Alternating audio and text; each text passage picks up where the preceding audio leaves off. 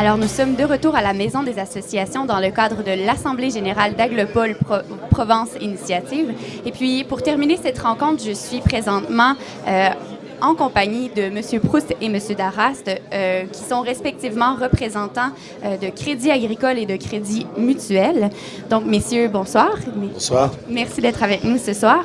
Alors, on est avec vous pour parler des rôles des partenaires, en fait, de API. Qu'est-ce que vous pourriez nous dire par rapport, justement, au rôle de Crédit Mutuel dans le cadre de Aglopol Provence Initiative? Écoutez, l'API donc, est une association qui accorde du microcrédit, et je pourrais dire que le microcrédit, pour le Crédit Mutuel, fait partie de ses gènes et inscrit dans son ADN, car nous sommes partenaires historiques du financement par le microcrédit, en apportant, car il correspond tout à fait à l'objectif que nous nous sommes donné, à savoir de faire en sorte que la finance soit arrivée à un niveau social, et de faire en sorte d'accompagner et d'être solidaire de tous ceux et celles qui ont des difficultés à entreprendre et à créer dans leur commune, dans leur territoire, sur leur territoire. Vous avez partagé le même objectif que M. Darrast, mais en fait, vous avez peut-être un public qui est différent à ce moment-là. Ou... Je ne pense pas qu'on ait un public différent. Okay. Dans la politique du Crédit Agricole, au niveau national, on est principaux partenaires d'API, enfin des plateformes d'initiative. Et dans la caisse régionale, c'est un des buts du projet d'entreprise qui est évalué jusqu'en 2015. Et ce projet d'entreprise nous demande, nous, président, de nous investir dans les territoires de nos banques locales pour participer à la création d'entreprises et investir sur le territoire. Ça, c'est très important pour nous puisque l'économie est basée sur les jeunes entrepreneurs à long terme. Et aujourd'hui, avec la crise qu'on vit, il est fondamental qu'on ait des plateformes comme celle-là qui puissent aider financièrement et aussi techniquement des gens à s'installer, à créer des emplois et à avoir une durabilité dans leur entreprise. Et pour nous, c'est fondamental. Donc c'est un enjeu très fort du territoire, comme l'a dit M. Tonon tout à l'heure. Pour nous, banquiers, c'est sûr qu'il y a du business aussi en jeu, puisque si on fidélise un client dès le départ, c'est très important pour nous. Et en même temps, on a une relation de confiance qui s'établit. Et donc, ça génère des flux et tout le monde retrouve... Ça peut fidéliser vos clients. Tout à fait. Et on fidélise et en même temps, on crée des liens entre banquiers et entrepreneurs. Et on développe l'entreprise du territoire. OK, super.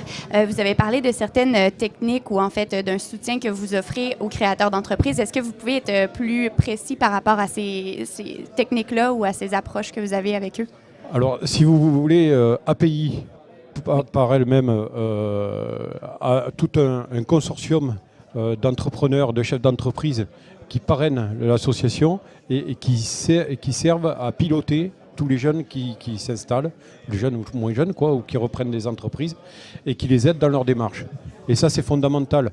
Moi, je suis un entrepreneur, parce que je suis élu à la caisse locale de Salon, je suis président de la caisse locale. Je suis en même temps entrepreneur et je sais la difficulté pour un jeune de s'installer et de faire les démarches d'installation.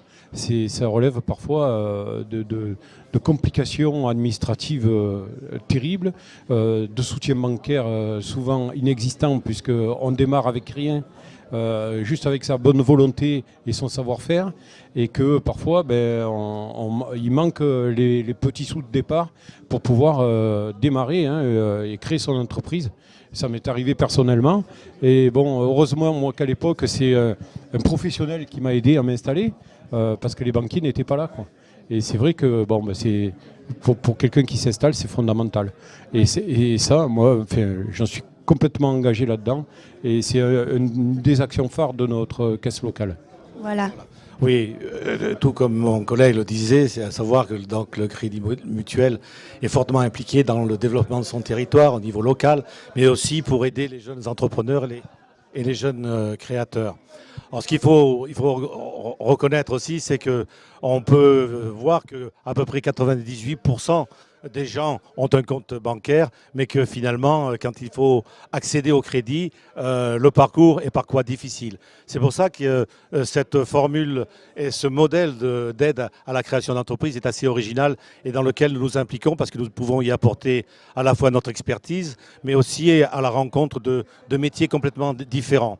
Et ce que je voulais dire aussi, c'est que aujourd'hui, pour créer son entreprise, c'est très difficile et le système français, malheureusement, est axé sur l'obtention d'un diplôme aujourd'hui et on s'aperçoit que beaucoup de gens sont laissés pour compte sur le carreau et qu'il y a un gros problème d'emploi et d'activité.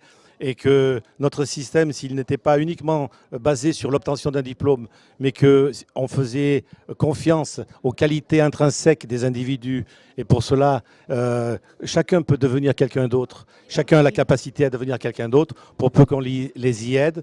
Et cela, en soi, les API apportent un soutien avec les banques, mais aussi avec les avocats, les conseils juridiques, avec les experts comptables. Et cela, en soi, cette expérience est très originale et enrichissante pour le développement de notre territoire. Oui, et c'est également là où Crédit Mutuel et Crédit Agricole intervient, c'est-à-dire d'encourager les PME, justement, pas seulement les gens qui ont un diplôme. Voilà, donc vous voulez être plus accessible à plus de monde, si je comprends bien.